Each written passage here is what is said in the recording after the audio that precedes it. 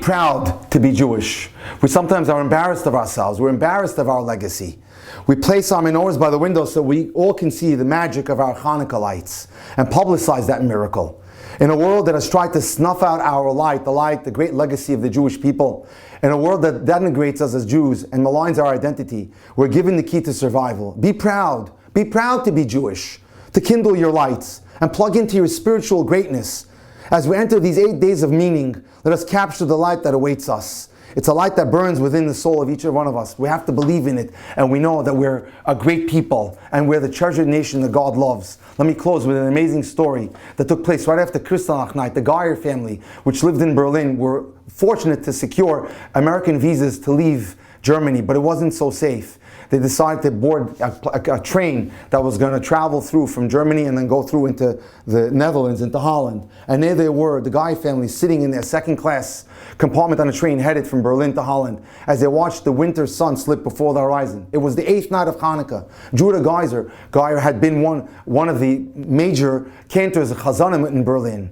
And he was so taken aback, he was so hurt and upset that he wanted to light the menorah. But how could he? He was surrounded by Germans inside in the cabin, in the train. And unlike most of the other passengers, they remained aware of the dangers that awaited them as the train approached the German-Dutch border. There, German police and officers of the Gestapo would all be present for a final check of passports. One wrong move and they knew their life was over. For Judah Geyer, there was an additional heaviness that weighed on his heart. As an Orthodox Jew and as a cantor, his whole life was devoted to following the ways of the Torah, of keeping the mitzvos. There he was, the 8th night of Hanukkah. He so desperately wanted to light the Hanukkah lights. But how could he? Surrounded by strangers, he was afraid to strike a match or recite a bracha or a blessing for fear of calling attention to himself and to his family. His wife, Regina, sensed his inner struggle and she tried to calm him down. But who knows how he felt? Judah nodded gratefully, but he wasn't comforted. In a place and time of spiritual darkness, the light of the menorah seemed more important than ever to him. Judah turned the issue over and over in his head as the train continued onward. Suddenly, the train screeched to a halt at the German-Dutch crossing, where it sat in the station for the longest 10 minutes of their life. He felt his wife's body frozen in fear next to his. One wrong answer, one nervous twitch, now as the Gestapo get ready to board the train, would mean the difference between life and death. Then it happened. A Hanukkah miracle arrived at the German border just in the nick of time. With no warning, the entire train station went black, including the train. It went black. There was a complete electric, shutdown. All the lights were extinguished at the very instant. There was a blackout, leaving the passengers and the officers groping in the darkness. No one could see anything. Without a second's hesitation, Judah seized the moment, reached up to his coat in the luggage rack above hhim. He put his hand into his pockets, pulled out a small package. Before anyone realized what was happening, Judah struck a match. He lit a candle. He warmed the bottom of 8 candles, and as you can do is you light the bottom of a candle, you could stick it to a surface. And that's what he did. He lit one candle, and then he stuck all 8 down, and then he lit all 8, and he made the brachas. As his family looked on in amazement, he watched as every candle was lit, and he placed the 9th one, in shamash, off to the side.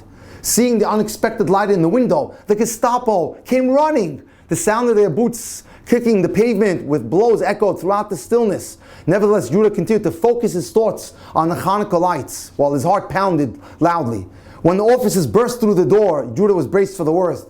Perhaps his life was over right there and then. It was the end. Instead of responding with rage to the brazen display of Jewish ritual and arrogance, the Gestapo only noticed one opportunity that it provided, and that was, by the light of the candles, they would now be able to see clearly enough to begin checking people's passports and papers. And so with characteristic Nazi efficiency, the Gestapo set to work. As soon as the process was completed and they were about to leave, the chief officer of the Gestapo unit turned to Judah and amazingly thanked him for having had the foresight to carry travel candles on his trip. He commended him on his German efficiency. He didn't even notice that it was a menorah. Meanwhile, the Geyer family sat in stunned silence for close to a half hour, unable to take their eyes off the windowsill. Just as the candles were beginning to grow dim, every light in the station suddenly flashed back on. Judah, still in awe at what he had just witnessed, put his arm around his 12-year-old son Arnold. With tears in his eyes, he drew him close and he told his son, "Remember this moment," he declared, "as in the days of the Maccabees, a great miracle happened here and you just witnessed it." He was proud to be a Jew, in spite of the fact that he put his life at stake. but he was proud to be a Jew.